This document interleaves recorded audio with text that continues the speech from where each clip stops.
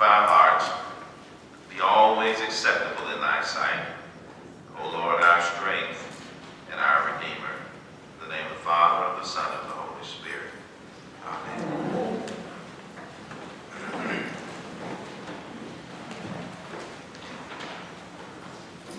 One of the great truths of the faith that we have been taught, heard, preached, proclaimed, testified to, and sung is that God will never leave us or forsake us. Yes. We have also learned the great truth, and you have heard it from this pulpit, that God hears and answers prayer. But when we examine our consciences, when we look deep within us and are honest with ourselves, some of us have felt forsaken by God. There are times that we have felt that God has failed us. There are times that we have felt that God has not answered our prayers. There are times that we have been disappointed and frustrated and even angry at God. Believe it or not, there are a number of us who appear to be strong and well-grounded and self-assured and even holier than thou on the outside, inwardly struggle with our difficulties with God. We don't talk about our difficulties because we don't want to appear to be ungrateful or unfaithful or an unbeliever. We don't talk about them because sometimes we want to continue to try to fool folks with the outward facade. Sometimes we rationalize that we don't want to offend or make God angry, even though we have a problem with what God has or has not done or allowed or given us in our lives. Yes, beloved, all of our lives, we have been taught not to doubt or question God. Yet, in our hearts, we do have questions. And we do have disappointments and difficulties and even anger with God. Why did God allow this to happen to me? How could God allow me to suffer this way? Why did God put me here? Why did God let them die? And because we have these questions, difficulties, disappointments, and anger, we do not feel as close to God as we would like to be. Our questions and difficulties have left us feeling that there is some distance that has developed in our desire to be close to God.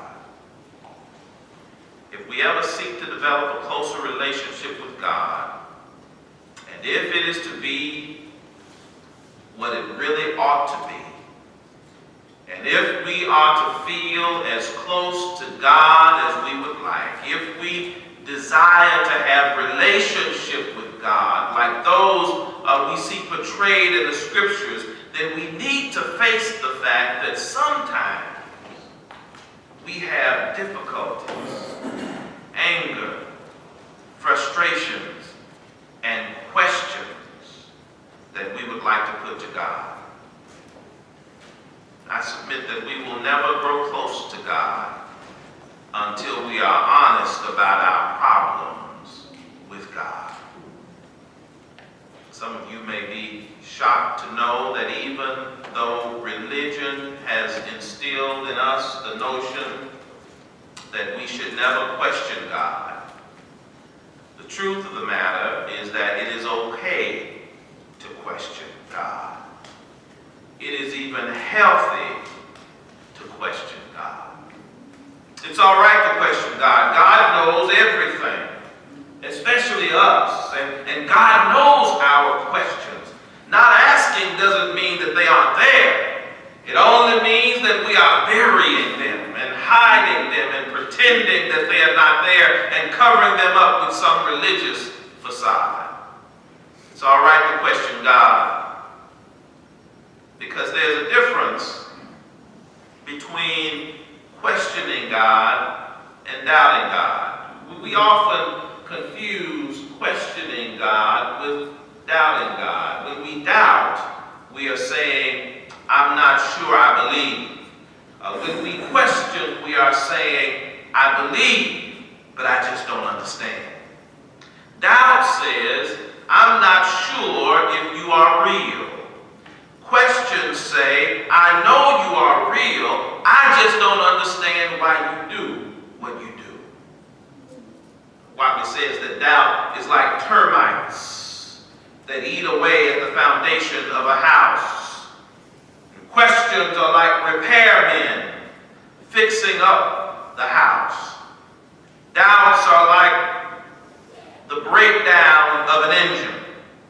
And questions are like the tune-up for an engine. A doubt leads to confusion, but questions lead to understanding. It's all right to question God. It's all right to question God because the fact of the matter is that we learn by questioning. When people are trying to build a relationship, we have to question each other, right? We have to question each other about likes and dislikes and habits and opinions. And God is one with whom we must seek to build a relationship. God is a personality to whom I can get close. God is a somebody. And when you really want to get to know a somebody, you've got to ask a few questions in order to begin to understand who they are. It's all right to ask questions. It's all right to question God because God can handle our questions. If God can handle our sins and disobedience, God can handle our questions. If God can handle our broken promises and forgotten vows, God can handle our questions. If God can handle our weaknesses and our faults, God can handle our questions. Our gossip and our pettiness are greater insults to God than our questioning. Our selfishness and stubbornness are greater insults to God than our questions. Our phoniness and our hypocrisy are greater insults to God than our questions. If God is able to handle everything that we are and are not, and still love us, if our daily sins do not cause God to lose patience with us and strike us dead, then God is able to love us despite our questions. Well, I submit this morning, beloved, that God is not some short-tempered old tyrant who is easily offended and punishes us by striking us down or withholding a blessing at the slightest provocation. On the contrary, God is love. Therefore, God is patient and God is long-suffering. God is kind and God is forgiving. Therefore, God can handle our questions, our difficulties, and our frustrations. It's all right to question God. God can handle our questions. It's all right to question God because we have a precedent to follow in the Scriptures. Some of the most powerful personalities of the faith questioned God at one time or another. And as we continue today in our Old Testament lesson, this saga of Brother Job, we find Brother Job, after he had been stripped of everything that he had by God's permissive will, meaning that God did not do it, but permitted it to happen. Job lost his family and his fortune and his health. Job's wife left him and his children all died. Job's friends forsook him and talked about him. And Job, who was counted righteous before God, had a problem with God. So he called God on the carpet and began to ask questions of God. And if I could use my imagination for a moment, I could imagine that Job, in so many words, said, "Now God, I know that you're always right. And I know that you know how to run your business. But as one of your servants, there are some questions that I have about the way that you're running your business. I know you are not obligated to explain your business to me, but because I'm suffering right now without a cause, it could work a little better and I'd feel a little closer to you if you would just clarify some things that have been bothering me. First of all, I want to know, how can you do this to me?" This is what Job asked last week in our lesson. How can you do this to me? I've been your faithful servant and have done right in your sight. I don't understand. Why do you despise the work of your hands? Why did you even allow me to be born? And truth be told, beloved, some of us have felt exactly that way. Why, God, did you even allow me to be born to suffer as I have? But it is only after Job and until Job faced his problems and questions with God that he could come to that majestic, that beautiful passage recorded in the book, which he declares, "For I know that my Redeemer lives, and that at the last he will stand upon the earth, and though my skin has been thus destroyed, then in my flesh shall I see God." The book of Job is full of Job's questioning God. But Job is but one of a long line of God's faithful who questioned God. Abraham, when he was told that he and Sarah would have a son in their old age, Abraham laughed and questioned God, saying, "Can a child be born to a man who's 100 years old?"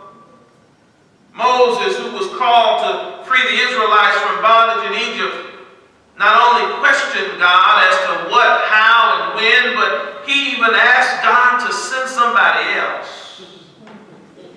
David, the man after God's own heart, was full of questions for God. His psalms are replete with questions. For instance, "Why, O Lord, do you stand so far off? Why do you hide yourself in time of trouble?" And even Jesus the Christ on Calvary's cross asked God, my God, why have you forsaken me?" None of these people were faithless, but they were honest enough and faithful enough to deal with their difficulties with God. So, beloved, if you find yourself asking questions of God, you're in good company. When Job asked his questions, God did not answer them directly and right away. And when we read the scriptures, we find that most of those who questioned God did not get a direct answer. Yet, they continued to believe. It's all right to question God. It's all right to question God because I submit to you that faith is not faith unless it has some questions. In other words, faith is not about being able to swallow everything hook, line, and sinker. But faith has some questions. Faith is not about having everything worked out and in some neat little package or wrapped up in some surefire formula that works all the time and all questions are answered and all issues are resolved. Faith is not getting everything you pray for all the time. It doesn't take faith to believe in God if God does everything we want and when we want it and how we want God to do it. Faith doesn't mean we have no questions. But faith means believing in spite of your questions. Faith means that when God says yes, we believe. And when God says no, we believe. Faith says that when we don't know what God is saying, we still believe. Faith means believing when we understand and believing when we don't understand. Faith means believing in the bright daylight and believing in our darkest midnights. Faith means believing when the skies are clear and believing when the storm clouds rise. Faith is Job declaring, though he slay me, yet will I trust in him. Faith is when the prophet Habakkuk declared, though the fig tree does not blossom and no fruit is on the vines, though the produce of the olive fails and the fields yield no food, though the flock is cut off from the fold and there is no herd in the stalls, yet I will rejoice in the Lord. I will exalt in the God of my salvation. Faith is even Jesus the Christ saying in the Garden of Gethsemane, nevertheless, not my will, but your will be done. Beloved, we must keep the faith, even in the midst of unanswered questions. We must keep the faith by trusting the purposes of God. We don't know why God does some things or allows some things to happen, but we must believe that God has a reason. We must trust God's purposes and, like Paul, know that all things work together for good for those who love the Lord and are called according to his purpose. So even though we have our questions, we trust God's purposes. Another reason we can keep the faith and believe despite our questions is because we know that the promises of God are sure. God has promised to supply our needs according to God's riches and glory. God has promised that the righteous would live by faith. God has promised that no weapon formed against us shall prosper. God has promised that weeping will endure but a night and joy will come in the morning. We can believe in God with our questions when we trust the purposes of God and believe the promises of God. But here's one other thing. We can also trust the provision of God. And this simply means that we know that God will take care of us. We don't know why our loved one died, but we know that God's going to take care of us. We don't know why we came down with that diagnosis, but we know that God's going to take care of us. We don't know why we lost that job, but we know that God is going to take care of us. We don't know why our marriage fell apart, but we know that God is going to take care of us. We don't know why God won't heal us right now, but we know that God is going to take care of us. We don't know what will happen to our children, but we put them in God's hands, and so we know that God is going to take care of us. We don't know what the future holds, but we know despite our questions and our difficulties and our frustrations with God, that no matter what, God is faithful.